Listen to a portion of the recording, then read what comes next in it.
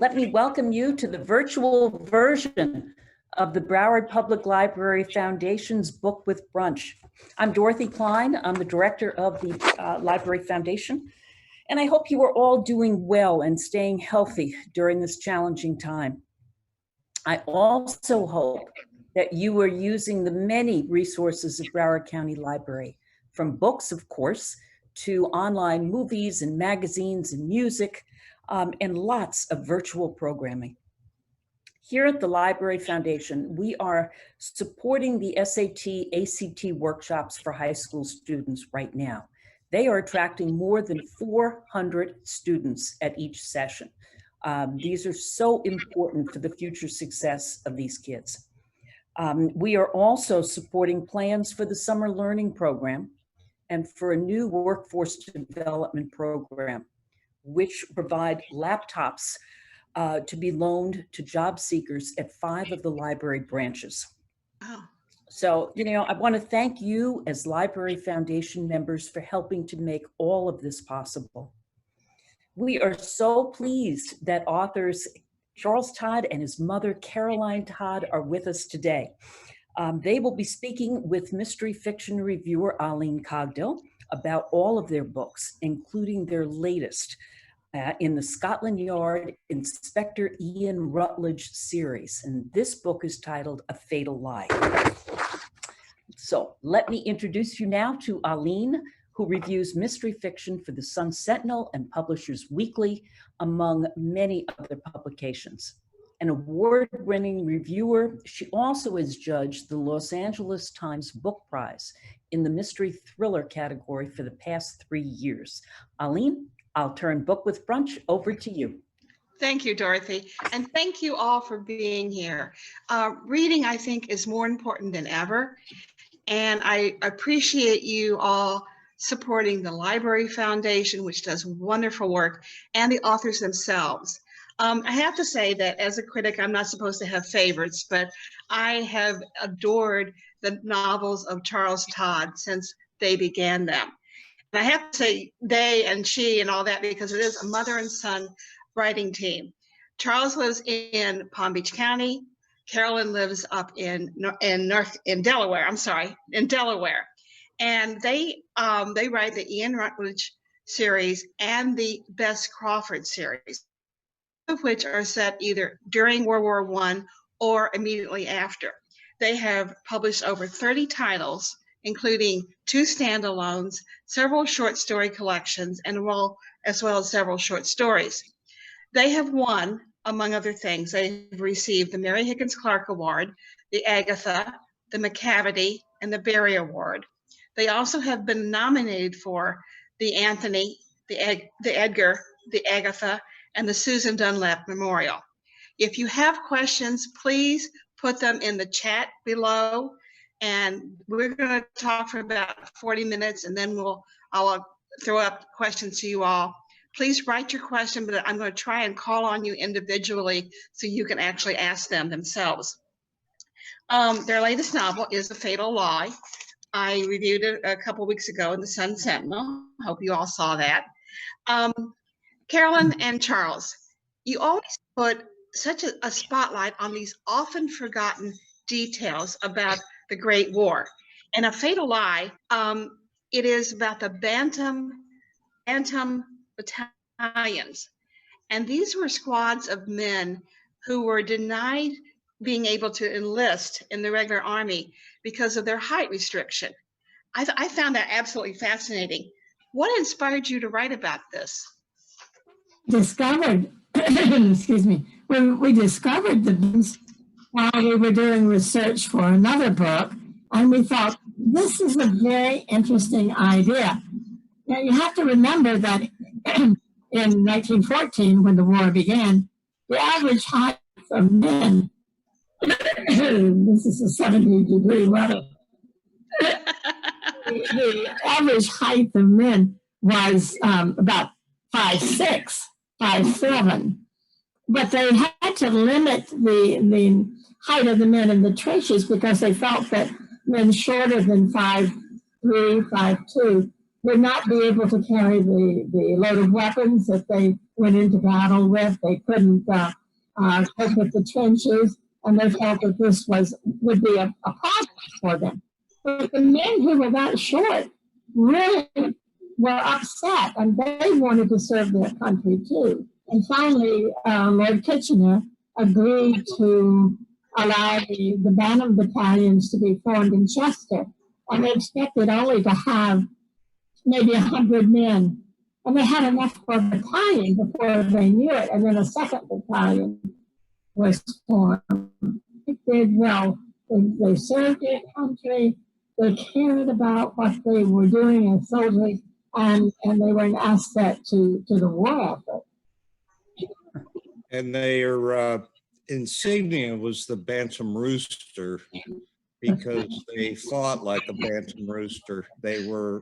They did some pretty amazing things and were known for their bravery and their fighting talents. Well, I found it interesting because apparently when they first started this battalion, they thought they'd only get maybe a dozen or so men signing up. They had hundreds, yes. Right? They formed a whole battalion with the first, and it caught on. It started in Chester, up in Cheshire, and it caught on across the country. And men would come from Yorkshire, from Essex, from all of Wales, all over the country to sign up. They were that eager to fight. And there's a famous story about one man who was about 5 feet tall, and he said he would take on any 6 of the regular army and prove that he could beat them all. Now, this is the spirit that they brought to their battalion and also to the war effort.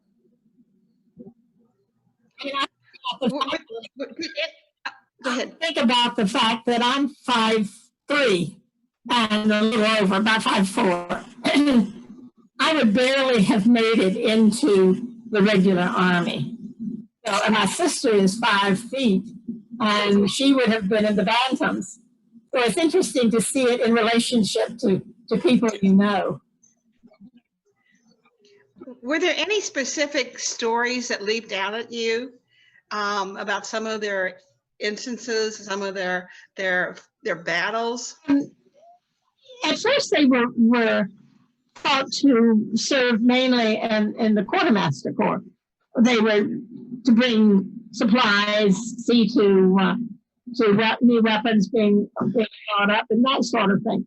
But finally, they were able to convince officers to allow them in the trenches, and they served quite well there. I can't think of any particular, except for the story of the man who wanted to take on the rest of the British Army, but they were good men, and they cared about their country, and they were proud of having an opportunity.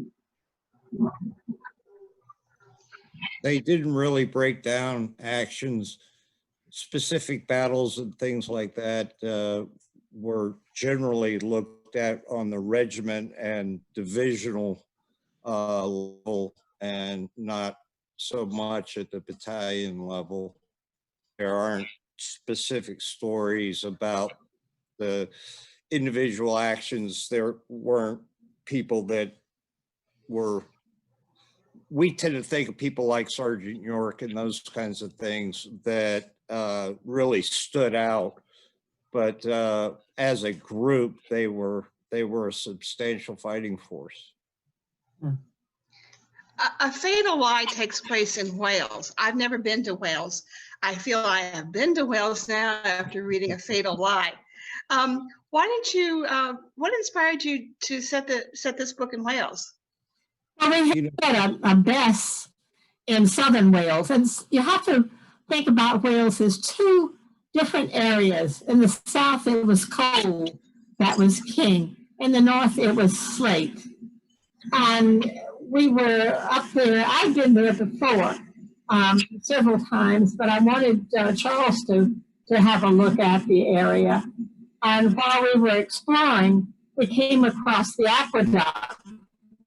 that spans the River Dee in Wales, and it has a long Welsh name. They called it the Telford Aqueduct because nobody would be able to pronounce it. I have to take a running start sometimes to do it. But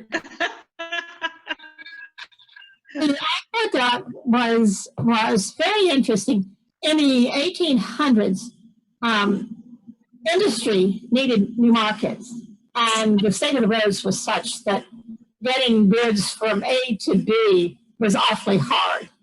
So they had river traffic, but then they thought of the idea that had been used once before of digging canals between the rivers so that you could go from A through the canals to River B without having to porter your barge or your goods or carry them on your back between rivers.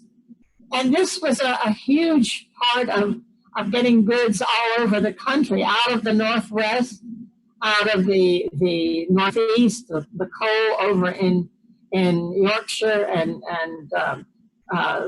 that area, and the slate and the goods out of Wales, because you have to remember, they use slate for a lot of things, including roofs.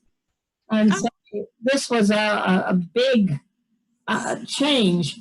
The problem in the Telford Aqueduct was that it had to span this huge gap from one headland to the other. If you notice on the jacket, there it is. Now, that is the actual Telford Aqueduct as it rises above the River Dee, and we actually rode a narrowboat across that aqueduct, and it's 120 some feet above the river, and it's quite dizzying from the top. Oh, yeah. You think of aqueducts in Italy that the Romans built. The water trough is 12 inches, approximately. This whole aqueduct top, the bathtub, as they sometimes called it, was 12 feet. 6 for the narrowboat, that's how they got their name, and 6 feet for the horse that in the 1800s, before the narrowboats and the barges along the rivers and canals, they didn't have motorized vehicles then. That was the big key, because in the early 1800s, before they had rail traffic, the canal system was the primary way to move goods into the cities, because prior to that, you had basically dirt roads. And when it rained, they got muddy. They had all kinds of problems. You had to load all your goods into a wagon and literally drag it behind a horse to get it to market. Where here, all of a sudden, you could take one horse and have it lead this long, narrow boat, which was the equivalent of about 5 to 10 wagon loads. But only one horse was needed because it was floating in this aqueduct and along the canal. And that enabled them to bring all these goods into the cities, because the marketplace was in the city, but up in the hills was where you not only had the mines, but you had the water-powered mills that created these products, and places like Wedgwood in Stafford and those types of things that suddenly were readily and inexpensively available in all these major metropolitan areas. And it really transformed the economy of Great Britain. But it was not so much the economy that attracted us. When we went across that aqueduct in one of the narrow boats, we went down, straight down 120 feet to the valley below. Our first thought was, what a place for a body. And that's finding the story to go with it. I think it was more who could push whom over the bridge, but anyway. Spoken like true mystery writers, always be thinking. The whole aqueduct and the narrow boats I found absolutely fascinating. And it added to the sense of isolation in A Fatal Lie. The small town where the soldier who is murdered is from is very isolated. It's a kind of a dying town. And then you've got this community of narrow boatmen who are very suspicious of outsiders and have very much kind of made their own community. Can you talk about that a little bit? Well, that was one of the fascinating things. It was almost like a group of nomadic people, because you had the people who worked the actual quote unquote stations where boats would stop and get supplies and those kinds of things. And they all were very close knit. They all knew each other. They knew about the canal networks, and they didn't want new people coming in because it threatened their business. And so they didn't want just anybody up there wandering around asking questions and digging into their line of work and their livelihood. This was something that they wanted to keep outsiders away from. In the beginning, people lived on their boats, but as time goes by, over the 1800s, some of the more successful boatmen had homes on land where their children could go to school and where they could establish a very different kind of life. Those who didn't prosper as much, I have a cat walking by, those who didn't prosper as much were on their boats. Their children didn't go to school. And so there became a class distinction between the boat, the people who lived on the boat and the people who owned the boats but lived on land. The funny thing is, when you're looking at these boats as they come by, there are lace curtains at the windows along the side, and sometimes you see geraniums, sometimes you see a cat's face or a dog or a child. It was a community that was really, really a part of the countryside in which they had been born and raised.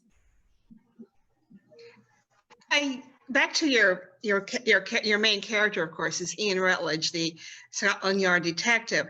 And I think that he has a real affinity both for the Bantam soldiers, because they were kind of in a way outsiders, and also he connects in a way with the narrow boatman, because Ian is always an outsider. I mean, most of the people can't even be bothered to remember his name. They just call him the man from London. That's right. Go ahead. I'm sorry. No, I'm done. The interesting thing is that a man who was outgoing and friendly, had a great many friends, was very popular before the war, comes home with shell shock, which people in those days viewed as a matter of cowardice, a lack of moral fiber. And these men were shunned. You go out there and you kill as many men as you can, you survive and you come home. But some of them brought the war back with them. And we know it today as PTSD, but it isolated these men. And we've heard so many stories talking to people in different towns and parks and anywhere people congregate. We've heard so many stories about relatives who came home and never went out of the house again, or who went out of the house, did their duty to their family, and went into the back garden when they were no longer able to take the pressure and kill themselves. This really happened. This was not something we made up. And so Rutledge, with this burden, is separated not only because he's a Londoner in a little village, but because he has a secret that forms his life and his outlook, and he can't share it with anybody.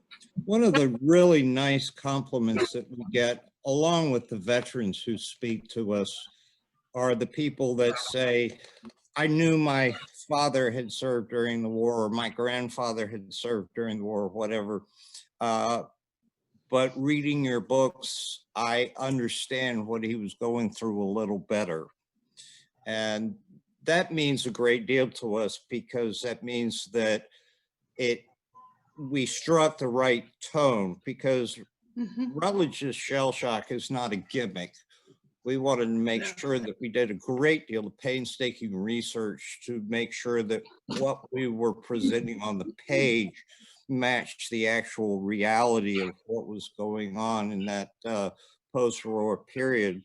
The one area you talk about being an outsider that I had some personal experience in was, I worked for a large corporation, and my last position with them was I was a regional operations analyst for headquarters. And basically that meant I was the guy from headquarters that showed up when there was something wrong. In other words, if there wasn't a problem, you probably didn't even know there was a problem. I was the guy that showed up at your back door that nobody was really happy to see. And so it gave me an opportunity to try and, you want to bring certain experiences in your own life into what you're trying to create in order to give your characters that three-dimensional perspective, rather than just this flat character who's robotically going through the pages. Right, right. One of my favorite books that you all have written is called One Spring Day, and it takes place the day before World War I begins. A fine summer's day. A fine summer's day. Okay, so many books, so little time. It was a fine summer's day. Thank you. But it gave you a sense of who this man was. Like you said, he was popular. He enjoyed life. He was engaged to this lovely, beautiful, but kind of stupid woman. But he was looking forward to a future. And then the very next day, very next day, everything's changed. And you get that sense of who this man is from that book, and also throughout your series. I just find him a fascinating character. At his work in Scotland Yard, he's also very much of an outsider. His boss doesn't particularly like him, but I think that's also, he represents a new wave of the detective, right? That was starting to begin. Yes, so many of the people who had formed the police force and then later Scotland Yard had come up through the ranks. If you remember Pitt, in the Anne Perry series, Right. The gamekeeper's son, but he had been educated with the son of the house, which gave him an edge as a detective. This was beginning to change in the early part of the 1900s.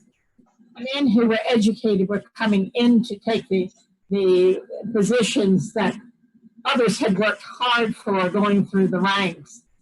And there was a certain amount of unacceptable, you're taking my job, you have more than I have. You can walk into a house that has fancy chandeliers and turkey carpets. I have to go into the kitchen, back in the kitchen door in my day. There's jealousy, there's resentment, there's the feeling that they're being replaced, not valued.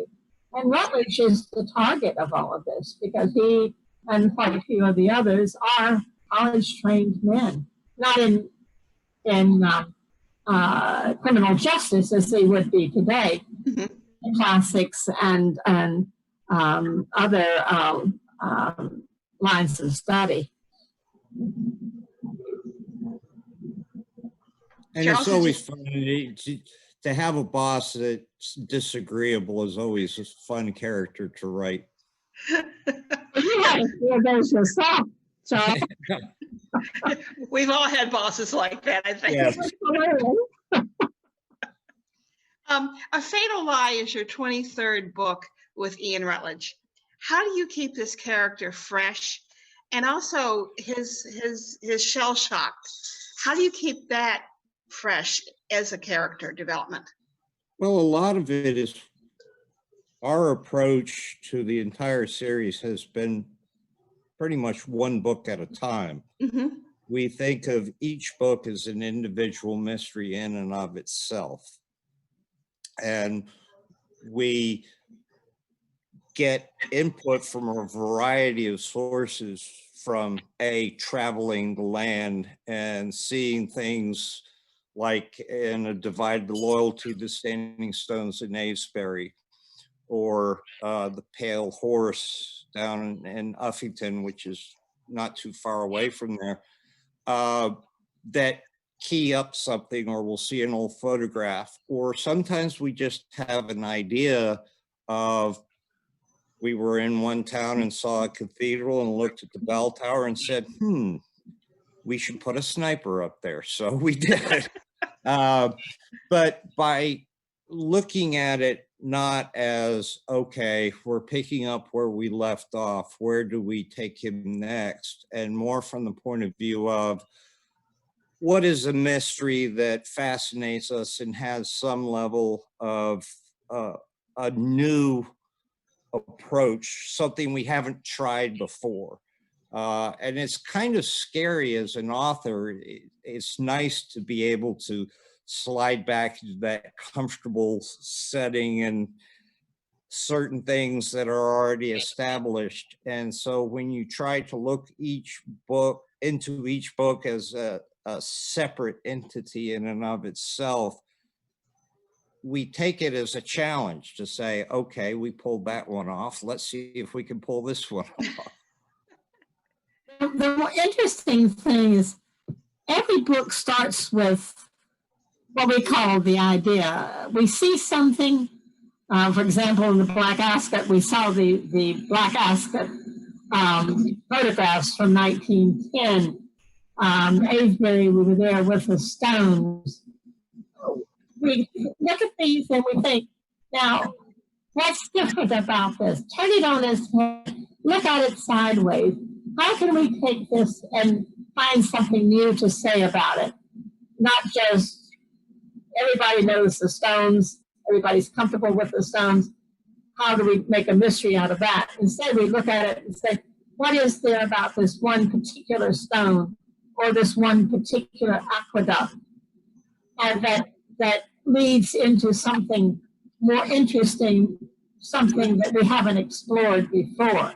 Mm-hmm. In this particular book, A Fatal Lie, we wanted to look at the fact that the victim, the murder victim, is a man who is respected, who is honorable, who is good. So why did he have to die? He has no secrets. He has no criminal record. He has nothing in his background in the war that would cause him to be a murder victim. Why? And that why led us through the whole story. What was the biggest challenge then in A Fatal Lie and writing The Fatal Lie? Getting the timing together, because this took a lot longer than most inquiries, but it showed the tenaciousness that Rutledge feels about each case. And it also explores something that we've always been interested in, the fact that until as late as 1956, quite often what happened in this village was never reported in the county or nationally. And if a man committed a crime in let's say Palm Beach and moved on to Tampa, the Palm Beach police would not have shared that murder with the people in Tampa. So when he commits a crime in Tampa, that's looked at as one isolated event. There's no connection. Here, Rutledge is making a series of connections that lead him to the truth. It's finding each link in the chain that ordinarily would have been just, you know, he was killed, poor man, whatever. The links lead him from character to character, to situation until he finds which lie and all the lies he had been told, which lie was the fatal lie. And keeping all of that together, making sure that all had their secrets that were individual and powerful, really was a challenge as we were writing the book. Because everybody in the book is lying. And keeping track of all of that and figuring out which among them all is the fatal lie that leads to his death is what really fascinated us. We had the backdrop and the canals and all the different little pieces, but what was the unifying force? The unifying force was all of these people from their own perspective were trying to hide something in their own specific way. And so Rutledge has to very carefully go through all of this, while at the same time, there's a sense of urgency building to get this resolved as quickly as possible because of the events that take place throughout the book. I'm trying not to do a spoiler here. My husband was our proofreader for many years. He was a chemical engineer and very good at detail. So we had him proofread the manuscripts. He got halfway through a manuscript and he was, I don't see how you're going to conclude this book. 2/3 of the way, 3/4 of the way, he was still shaking his head. And I could understand that because the books lead through a chain of events that come to an end. And when we start out, we don't know what that end is. We let the characters and the setting and the story, the plot, lead us to an answer. And this would drive him crazy. He wanted to have that answer.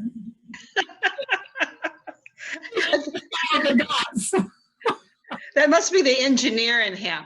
Yes. Absolutely. You can't do that with chemical formulas or you have an explosion. The one good thing was with him as a proofreader, he was reading the chapters as they were coming out. And so if he waited too long for the next chapter, he would quite often complain, all right, I've been waiting long enough. Where's that next chapter? I need to know what's taking place. That's good. That's a good reader. World War I was such a fascinating time. And I know a lot of people with Downton Abbey, they really kind of started thinking different terms of World War I. Your novels, of course, were around way before we ever heard about Downton Abbey. And I also think of your novels as very much of a history lesson because you put faces on the action, on what happened. And that gives us, I think, in many ways, a more connection. Why did you choose World War I? Mainly because nobody was writing about it at the time. Right. And we thought this might be fresh ground. Also, we had been to England to the Imperial War Museum. We had seen a great deal of material about it. And yet it was unknown. And Tom Brokaw and Peter Jennings had called World War I the pivotal event of the 20th century. And the fact is, what happened in World War I is still having repercussions even today in the Balkans, the Middle East, in Africa, even in China. It's amazing how many things had their roots in the war. For example, Lenin is sent by the Germans in a steel railway car from Switzerland to Moscow to start a revolution and get the Russians out of the war. You think about this small event that had repercussions that you're still facing. It's amazing what you can find, and we found that challenging. We thought that would give us a great deal to talk about and to bring in over the course of what we hoped would be a series. We had no idea with the first book. It was also, there were two things that really made a big difference for us. England changed as a result of World War I. Prior to that, you had the Edwardian and Victorian periods with very strict social boundaries and guidelines, but because so many of the young men of fighting age were lost in that war, we think back to the millions of people that were killed as a result of that war and the resulting 1918 pandemic that came through. The worldwide repercussions were astounding, and yet somehow the British people survived. And it was a very difficult time, not just for the soldiers, but for the people back home as well. The role of women changed dramatically in that suddenly women who were not expected to work, deal with any kind of financial affairs or anything, suddenly driving trucks and working in factories and plowing the fields and trying to keep the country moving while these young men were off at war. And in so many cases, they never came home. You have to remember that England was so isolating. There were the wolf packs, the submarines in the North Atlantic, which made bringing in foodstuffs and weapons and munitions, all these things that normally would come in by ship to the various ports. All of this had to stop. They were losing people. Even the Lusitania is a good example. There were other things that happened to the ships that were coming across. Even when the Americans were coming in 1918, they had to be wary of the wolf packs. And so this left England short of men and needing the women, the young women particularly, to step in and help the country survive.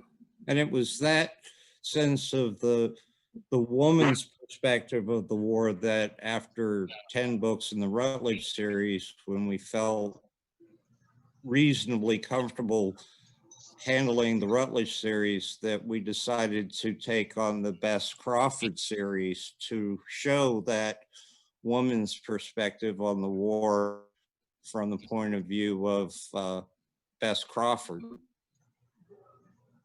You also, at that, excuse me, at that time, the big estates like the Downton Abbeys, they couldn't afford to keep those anymore, right? After World War I?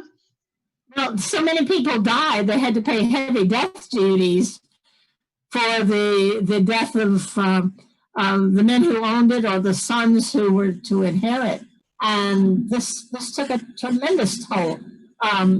In one of the books we're working on now,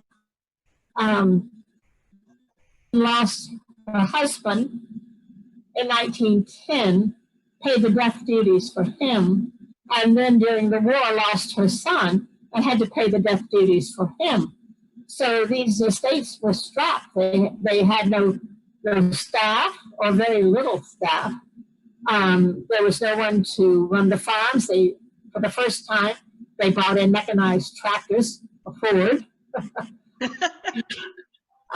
These things, the structure that had worked so well for centuries was suddenly broken apart, and they had to find ways to make it possible for them to survive. A lot of the great, beautiful old homes became nursing homes for the wounded, and Some became colleges. This is what happened. I mean, even when I first went to England, I could see some of these old homes turned into something else because the people who had owned them and lived there couldn't afford to keep them anymore. One of the nice things for us is we stay at a lot of bed and breakfasts when we go to England. And a lot of times now the old stately homes have been turned into hotels and bed and breakfasts and that kind of thing, which for us is wonderful because we get to stay in these places and wander around and see the old photo albums and look into the nooks and crannies. But it was definitely a big change of the social dynamics of England. It was the beginning of what we consider the modern era for England. And this is why Rutledge goes out of London to work, because we wanted to see what was changing in the countryside rather than just the limited plot possibilities in London. Every county is different. And so everywhere he goes, he faces a completely different backdrop that he has to adjust to. And this is something the reader, I think, finds interesting too. We tend to think, as Americans, we think of England as this one place. And yet, if you go from East Anglia to Cornwall, it's just as different as going from Maine to Arizona. Right. The speech patterns, the dialect, the accent, the makeup of the people is completely different. And that's something that we really enjoy digging into. I'm going to encourage anyone who has a question. We're a small group. If you want to raise your hand, that would be great. If you want to write it in the chat below, that's great too. Does anyone have any questions for the Todds? I mean, we can keep talking, but does anyone have a question? Raise their hand. Not yet? Okay, your research is so meticulous. And I know you've actually given speeches and presentations at the World War I Museum. Tell us how you research a particular area. And again, if anyone has questions, raise your hand, and as soon as they're finished, I will get to you. The main thing about research is that we're writing about a country that isn't our own, a time that isn't our own, and basically a language that isn't our own.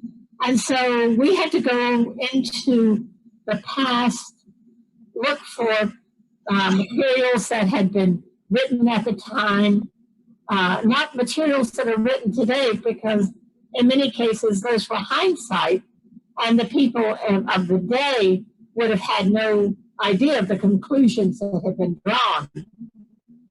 So we look for memoirs, we look for newspapers, old postcards, which show us what a town looked like in the 1900s. We just kept looking for things, talking to people, looking into a town's longevity. Who founded that town? Why was it important? Why had it lasted for 400 years? All these things add up into a setting that you get to know well, and then you know how to put your characters in there, how to move them around, where the points of excitement are, the points of danger, and where the points of interconnections occur. And all of this feeds into a whole. It's really, you would think that research like this would be boring, but it's exciting. It's just wonderful. We use maybe 25% of what we actually learn because we want to tell a mystery story. We don't want to tell a travel arc. One of the things that we really enjoy is getting to just walk the streets, going to the town marketplace all day, talking to the different vendors about their wares and how they're made. And one of the British generally it's not so much in Wales, but in England in general, they don't like to talk about themselves very much. So you start to learn certain tricks. If they're walking their dog, they will be glad to talk to you about their dog.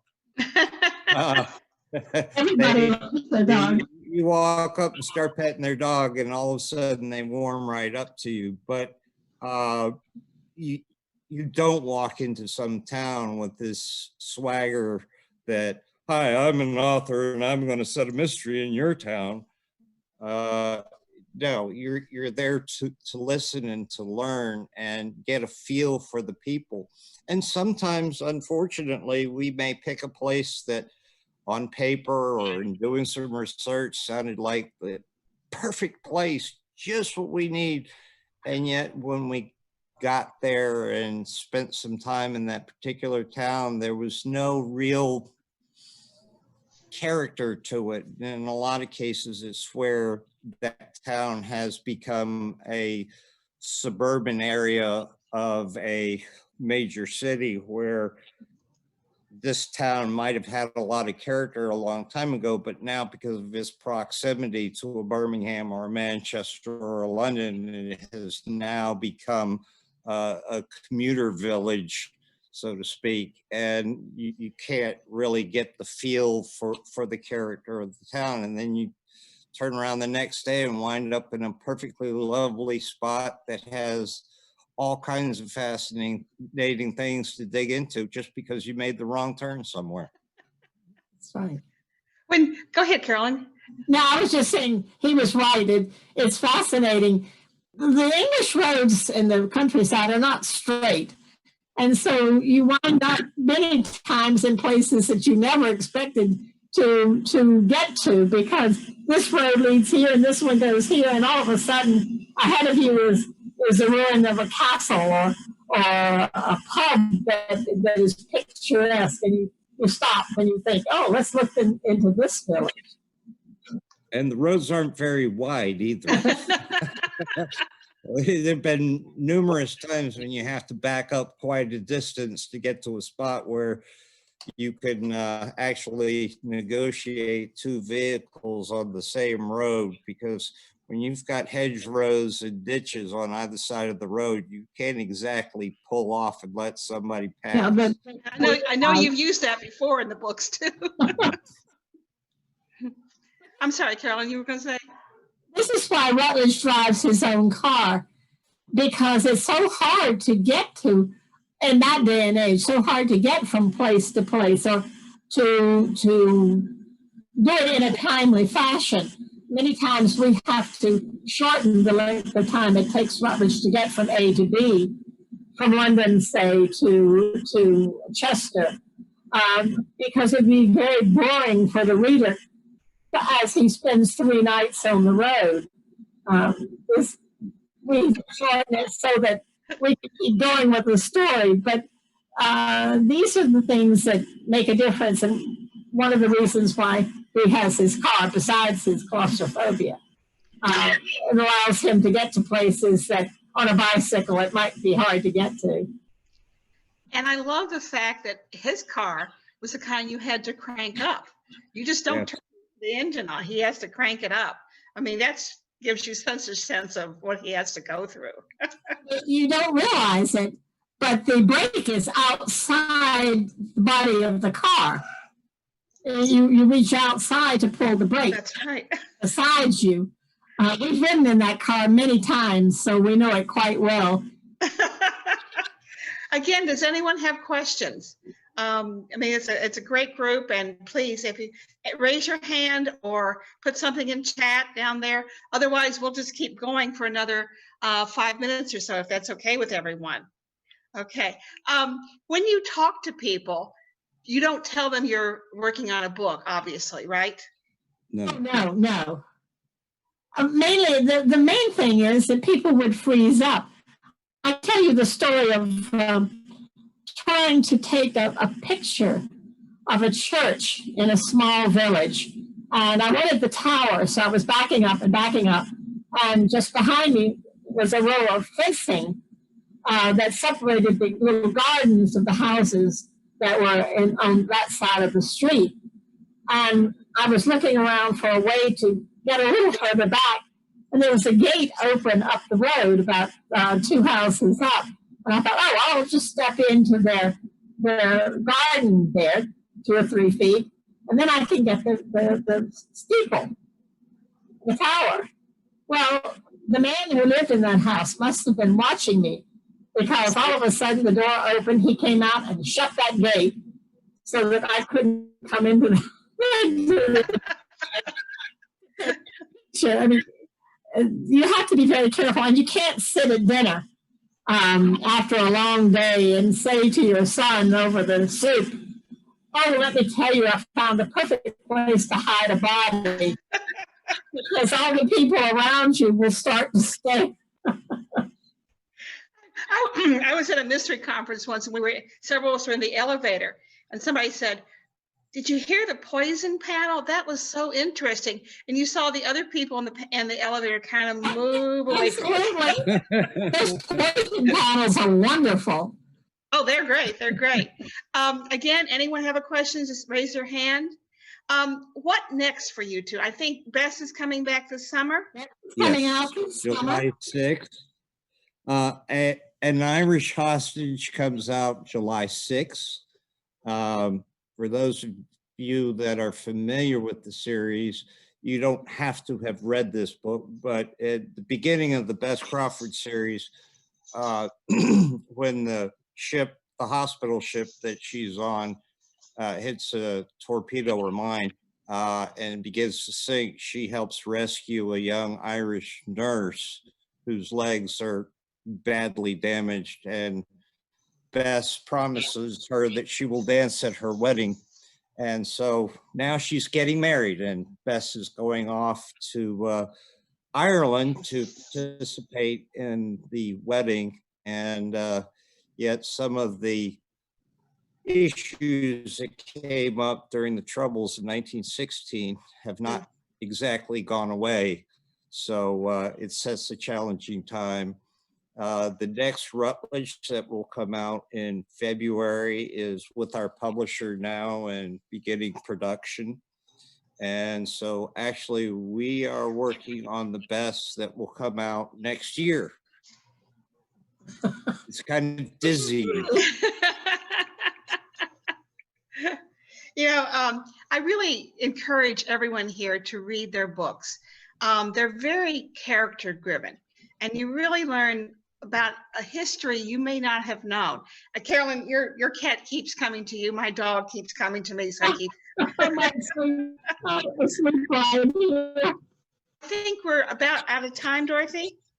And if anyone has a final question, otherwise I will turn it back to Dorothy. Thank you all for coming. Thank you for supporting the Library Foundation and for authors and for just being readers in general. Dorothy? We wouldn't be authors if it wasn't for our library. Absolutely. There's always something we look forward to. Yes, so thank you for having us today. Oh, thank you. Thank you, Charles, Caroline, Oline. What a wonderful, insightful discussion. I think we all learned a great deal today. And we're grateful to you for taking time out of your day. Before we conclude, I just wanted to mention our plans to revive Lit Live, one of our literary feast events we had to cancel last spring. We're in talks now with several absolutely fascinating authors, asking them to join us on Friday, May 14th for a virtual evening book discussion. So as soon as we have our plans firmed up, we're going to get that information out to all of our members and to the public. And we'd love to have you with us. So have a great day, and thank you for spending time at Book with Brunch.